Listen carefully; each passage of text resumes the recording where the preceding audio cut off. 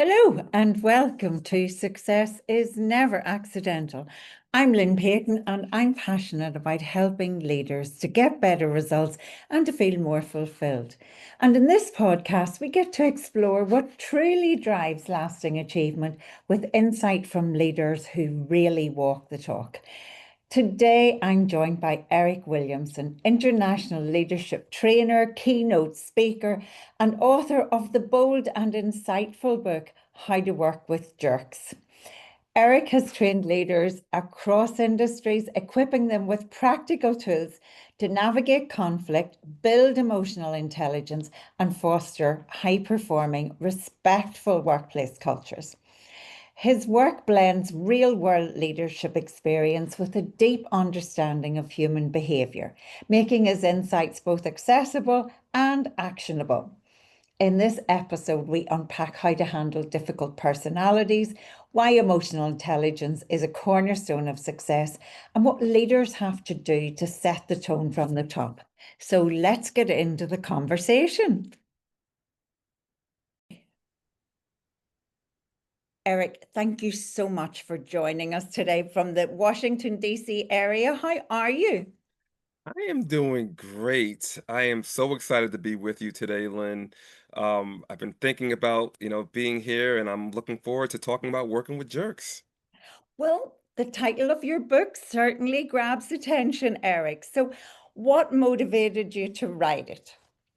Well, I would say I like to tell people that I was an expert jerk who turned jerk expert.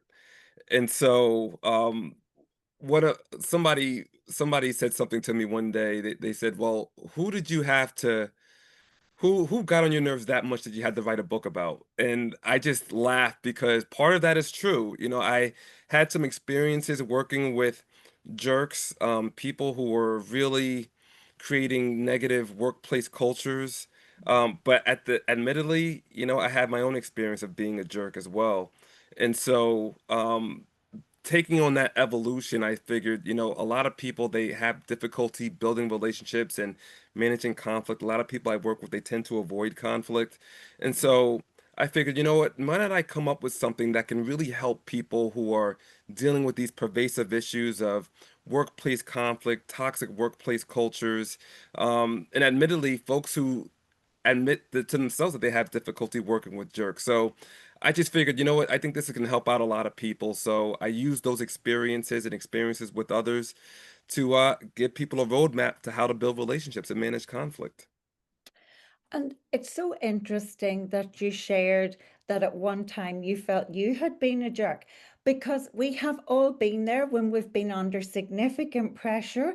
We acted inappropriately, and afterwards we thought, that wasn't me. Why did I do that? So, say a little bit about how it comes about that people actually find themselves in those situations where they're behaving like the jerk.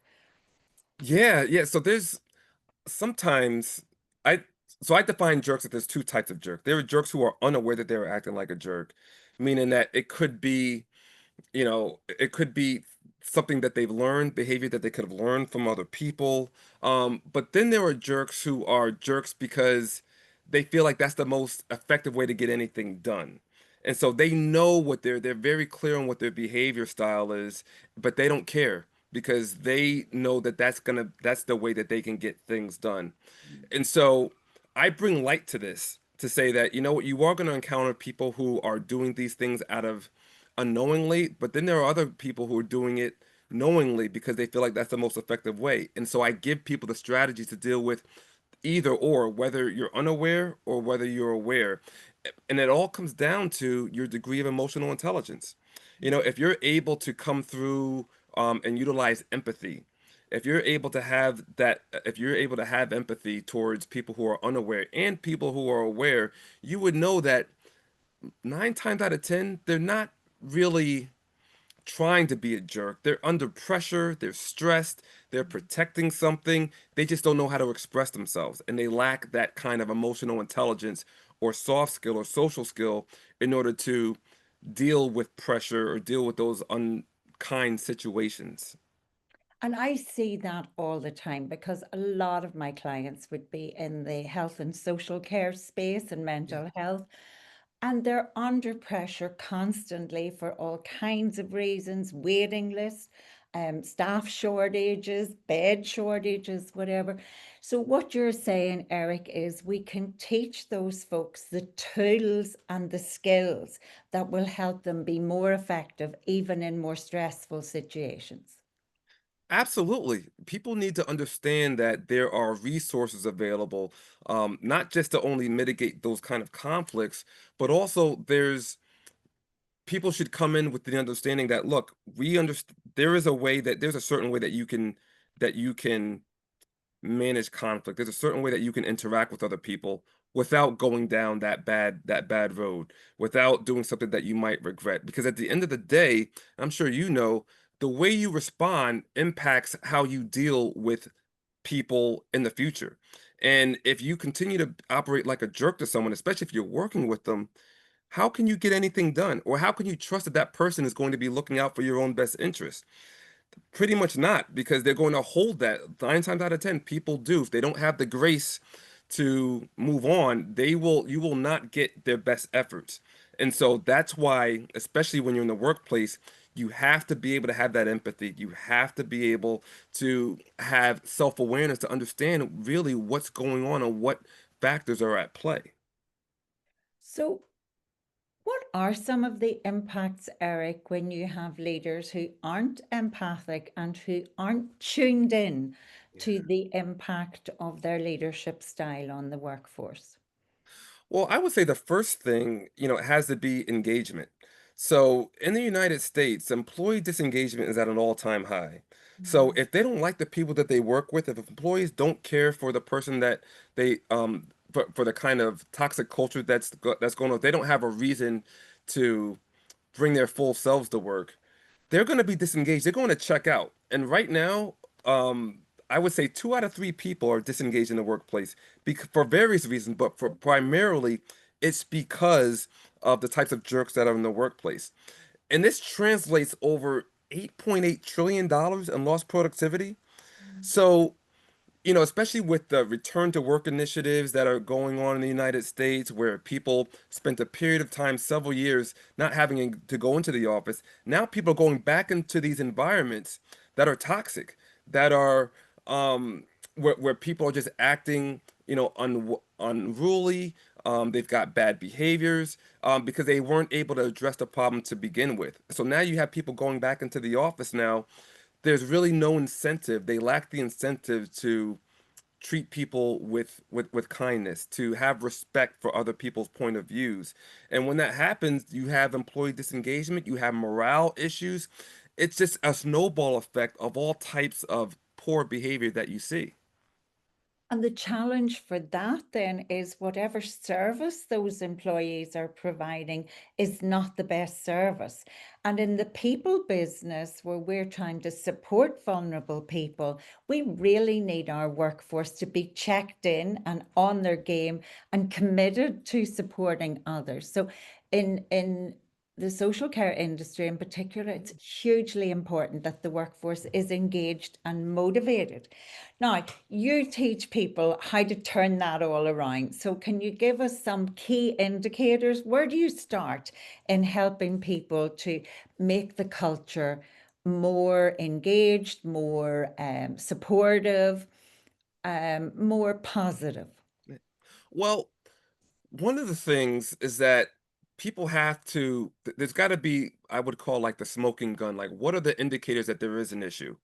And some of the indicators could be um, lack of engagement, all right, with employees, people who are checked out. Others, it could apply to the churn rate. How much turnover is going on in the company?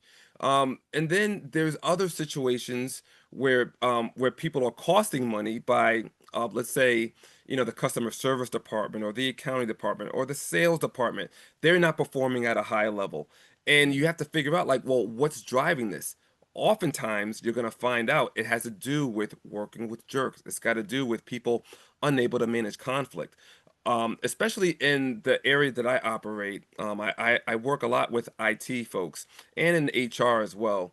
And oftentimes, people in IT, they have these digital transformation goals, these wildly important goals that they have to accomplish. And sometimes projects, they fail, they stall, because they're not able to work well with their stakeholders, if they're the business side or even marketing departments, because they can't get by certain goals or certain aspirations. They're not on the same page. And so, in order to push those things forward, oftentimes I'm brought in to help mitigate that conflict by helping people understand, really how to work with people who have different values, different goals, who have different agendas. And it comes through, and it comes down to that degree of emotional intelligence. How are we able to really understand someone else's perspective, and what's the proper way, that's going to help you manage conflict with people much more effectively. So those things are kind of how I start getting into and working with different organizations once they've identified that there's an issue, managing relationships and building conflict. So what are some of the starting points? So I would say whenever I'm brought in, Mhm. and it's maybe to improve performance in a team or to improve relationships in a team, you very often find that people avoid having difficult conversations. And some Right. of those conversations don't need to be that difficult, they're just factual. But Right. how do we help people start the process of having the difficult, well, that's the wrong question. How do we people learn to routinely have the conversations that need to be had and not perceive them as difficult conversations? Yeah, so it's about breaking down the what's actually at play here. Mm. So that's when I'm brought in to identify some of the perceived friction, some of the perceived friction points. And oftentimes it's what we perceive, but in actuality, the intent behind it is is not malice. It's not to be hurtful at all. And so once we actually do a deep dive into what's at play here and the impact that it's having, then we start building up that self-awareness of, all right, well, what's at play here? What kind of pressure points are we dealing with here? And once they understand what's at play here, the self-awareness, then we understand what the triggers are. So some of the triggers could be how our body is responding to certain situations. So if you feel like you're on edge, or if you feel like, that you're not seeing eye to eye with a certain stakeholder, our body tells us this. Our heart beats fast, our palms could get sweaty, we can clench our jaw. All these are indicators that our body is under stress. And so once we're able to understand what those triggers are, then we can analyze what we need to do in order to move forward. And it could be a variety of different issues. But I'm willing to bet that many people, many organizations, they want to have a collaborative atmosphere. And once it's not collaborating, once you're dealing with someone who is competing against you, you have to really uncover what their intent behind it is. Maybe they're just trying to fulfill an objective, a goal that they have. Well, at the same time, you can do that, and someone else, the other party, can fulfill their goals as well. So you have to really uncover what the intent behind it and try to create and promote that collaborative atmosphere. But you can't do that until you lay all your cards out on the table, understand what the intent behind it and what you were trying to accomplish in the first place. So in a group situation, you bring people together, presumably top teams and Yeah. in organizations. In a group situation, what's the starting point to try and get them to acknowledge maybe common values but different priorities? Yeah, you took the words right out of my mouth. So it is understanding the value system.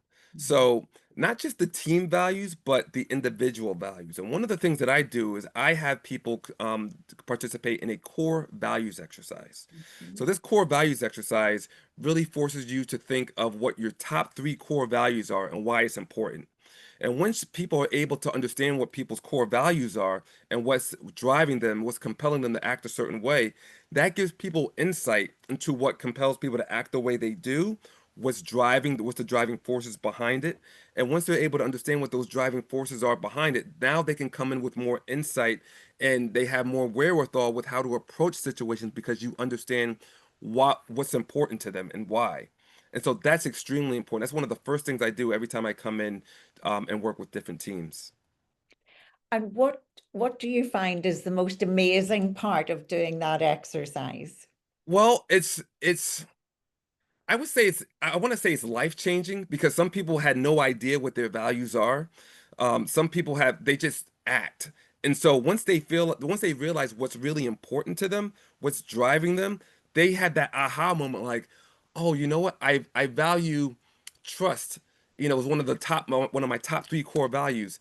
That's why when certain objectives are unclear, it's hard for me to trust what people's be what's driving people to act the way they do, because if I have unclear communication, how can I really trust that what we're doing is going to be worthy of accomplishing a certain goal? And so it's eye-opening for people, because a lot of people, they don't know what their core values are until they participate in the activity with me. And they certainly don't know what each other's core values are, and they don't see that that's the point where they start to clash with people.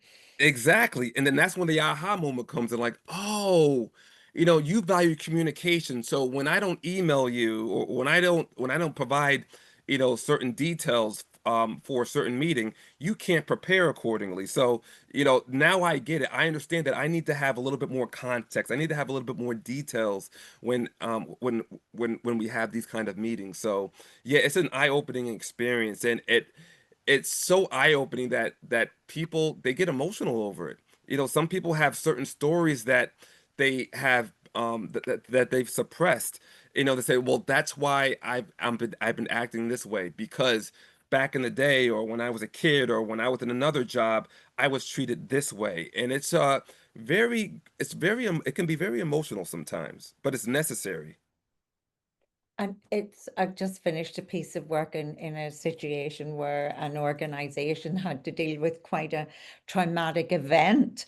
And Mm, in doing one-to-ones with the various members of staff, the things that trigger people are so individual, Eric, aren't they? yes. And they can go back 20 years. It Yes. couldn't be just last week. It might go back in, as you say, into childhood. But Absolutely. I love that you said there about needing to change communication in order to have a better engagement with someone. Isn't that the number one issue that we're really having to fix, you and I, when we go into organizations? Communication. Yeah. At the end of the day, it always comes down to some level of communication. And there are other things at play, but because people have different communication styles, which impact how you manage conflict, which impact how you deal with difficult behaviors and difficult situations, it influences how you communicate with people. And sometimes we unknowingly do this because we're not aware of these things, where our emotions are so high sometimes, or we're just so busy that we don't really bother to understand you know what's lacking, what level of communication is lacking in those circumstances. And one of the first things I always say to people if they get a new job, I say, sit down with your manager. Hmm. And the manager should really do this, but very often they don't. So I say to the person, ask your manager, what's your preferred style? Yeah. If there's something going on, do you want me to email you? Do you want me to lift the phone? Do you want me to text? And once you've actually, because here's the thing, just like you said, very often the manager doesn't know, but when asked the question, now they get, oh, do you know what? Actually, I don't always read my emails, but I do respond to texts. And if you can at least be on the same page about style, Yeah. it's really, really important. Whenever things are starting to improve, how do we maintain the positive culture? What are some of the keys to making sure when we get there, we actually keep it going? Yeah, that's a great question. And when you have these breakthroughs, people seem to think, "Oh, problem solved. We got it all figured out now. We were able to resolve this kind of conflict, and now we're best friends, and we know each other's, we know each other's pain points. We know how to get through to people." But that's a that's a mistake. That is a fault that sometimes people have. It's a false sense of security. And so what I always recommend to continue to get better and to evolve is you have to be equipped to be able to manage certain conflict situations just ongoing. So one of the things I do is I talk about conflict styles, and I give people the skills and expertise that people need to know in order to manage certain conflicts, regardless of the situation. So oftentimes we have our own habitual way of managing conflict, and that habitual way of managing conflict plays out when we're stressed out, when I want to say lazy. I was going to stop short of saying lazy, but sometimes when we just want to get it over with and we just say the first thing that's on our mind, that takes you a step back. So I teach 5 conflict styles that people can use, depending on the situation. If they favor the outcome, if they favor, if the individual is the most important thing, depending on what is more important, they need to understand what conflict style to use.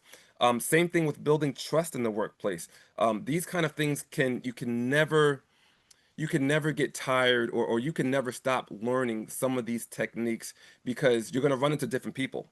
You're going to run into someone who's, you probably no problem with for, for weeks, months, years, until that one thing comes up and it makes things completely worse.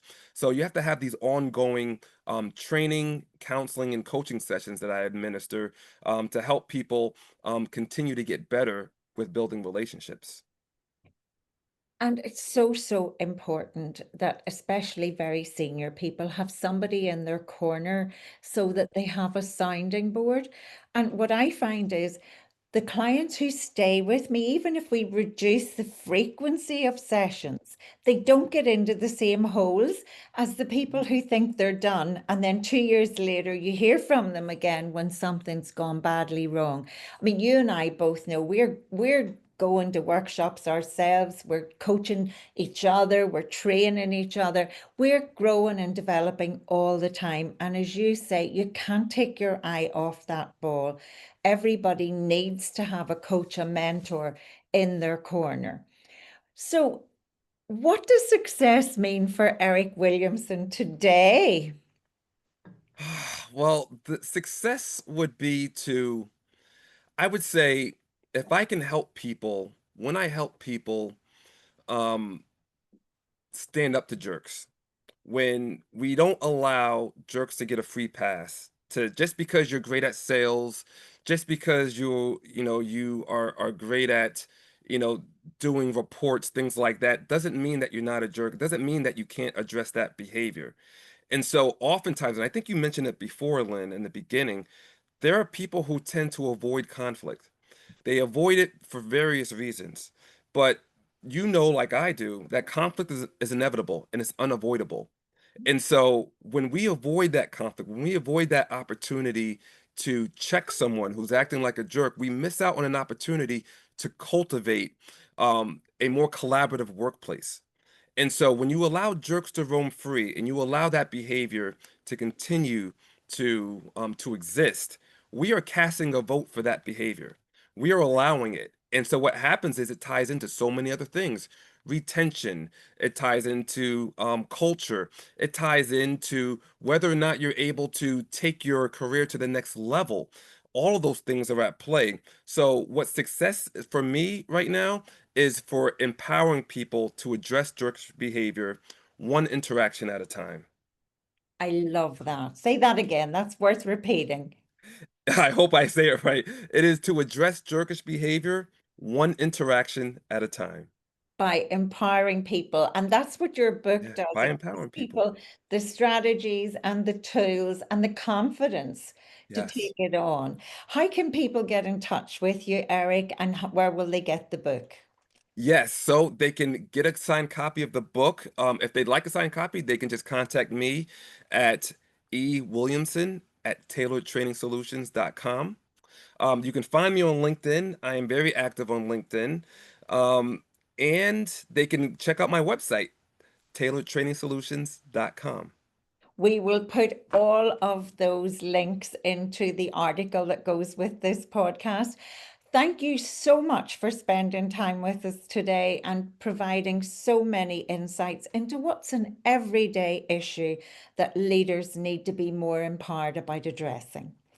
Thank you so much for your time, Harlan. I really enjoyed it. It's been great being here with you, and I look forward to keeping in touch. Me too, Eric. Thank you. Thank you. Well, what a useful conversation about something that we all deal with on an ongoing basis. And I loved at the end that Eric said that success for him is about empowering people to challenge jerks or jerkish behavior, one incident at a time. And he provided compelling statistics about why it's so important that we challenge toxic culture. So, in his leadership work, Eric supports leaders to improve workplace culture, increase employee retention and results, and improve profits by a whole range, becoming aware and developing a whole range of insights and skills. First of all, he said it's about recognizing when our own behavior falls short and committing to learn new tools and strategies for engaging the workforce and leading effectively. It's about understanding the impact of negative behavior and conflict within relationships, within teams, and between departments. And it's about being conscious of our own values and those of others, also about having greater empathy for other people's perspective and recognizing sometimes the need to mediate when different priorities cause a clash. So I've seen this recently in my own work where they're introducing a new IT system, and that's the priority for the IT team who have got a timeline to get to, but it's not the priority for those providing the services who are understaffed and overworked. He also said it's about the importance of speaking up and challenging inappropriate behavior and doing it in a way that gets a positive outcome. And that requires skill, it requires practice, it requires reflection.